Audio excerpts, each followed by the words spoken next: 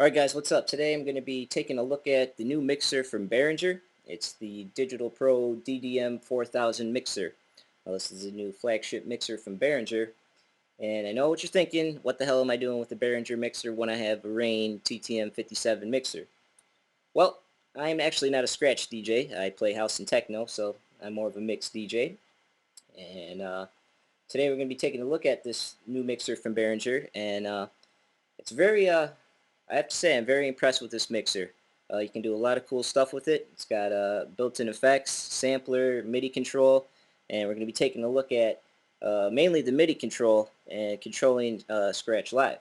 Because as you know, that's one of the main features of the Rane TTM57 is you can control a lot of the stuff in ScratchLIVE right on the mixer. Well, so can this mixer too. And I have to say, it's very sweet. So we're going to take a look at it right now, and as you can see I have some tracks loaded in ScratchLIVE, and so let's just go through some of the things that I have mapped on the Behringer mixer.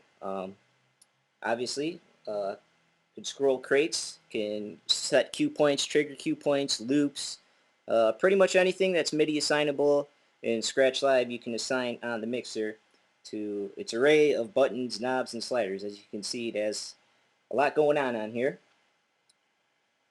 So let me break it down. We got the 4 channels EQs up here, which are fully customizable to your likings.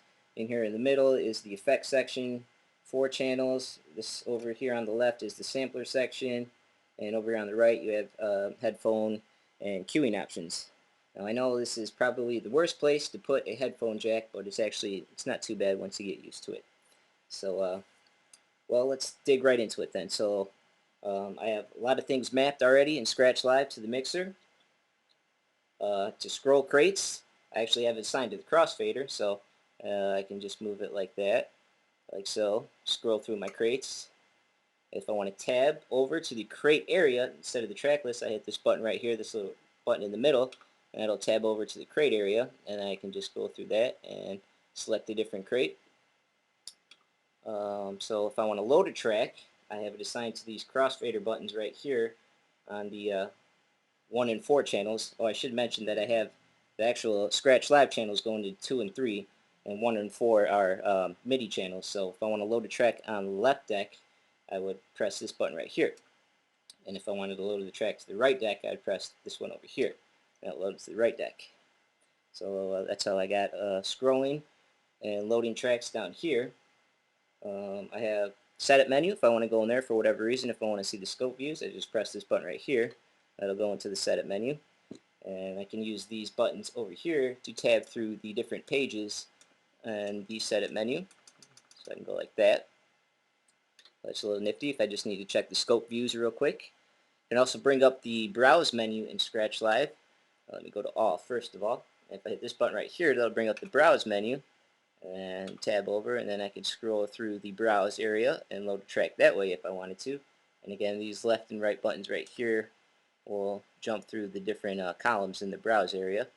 And same thing, I can just tab over and find any song that I want, really. And if I want to go down to the crate area now, just close that up, and then I can load a track like so. So yeah, that's some of the things I got. Now let's actually play a track. I actually have a lot more mapped up on here to these buttons up here. These are my auto looping, and I have a couple more down here that I'm going to show you. So let's load a track up, play it.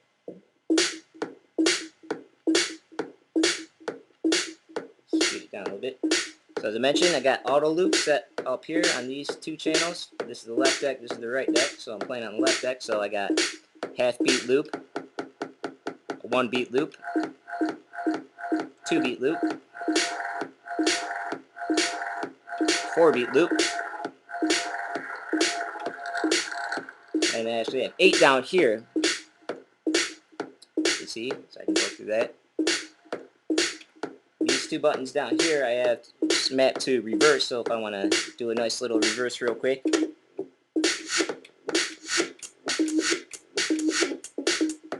it's real good if you want to do a loop and reverse it.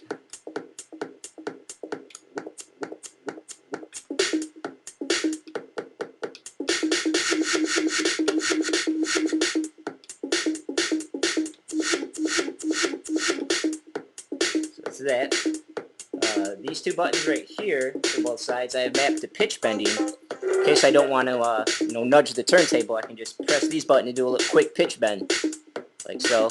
If you just hold it down, it'll eventually keep stopping and slow down. So that's pitch bend down. This would be pitch bend up. So I can speed things up if I want. So I got these for pitch bending buttons, real nice, so I don't have to keep nudging the platter or anything if I need to. Also, if I wanted to play in internal mode, I have the pitch sliders actually mapped to these two faders right here. So I can, if I really want to play internal mode with no turntables at all, I can use these pitch sliders right here to beat match and do all my stuff for me. So that's nice. I'm going to jump back into relative mode now.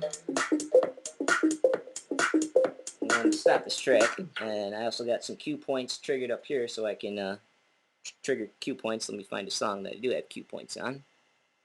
Sorry, I hope my hand's not in the way. So I got these up here triggered to cue points.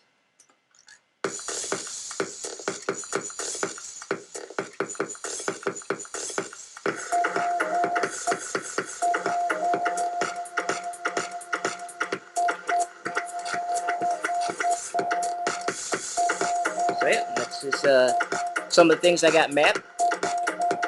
Turn that down. Some of the things I got mapped on the mixer to controlling things in ScratchLIVE. Pretty much I got everything I need right here on the mixer that I need to control on ScratchLIVE. I actually don't have to touch the computer anymore to load tracks and do any of that stuff. Mostly all my main features I use in ScratchLIVE I can use right here on the mixer, just like the Rane DDM4000.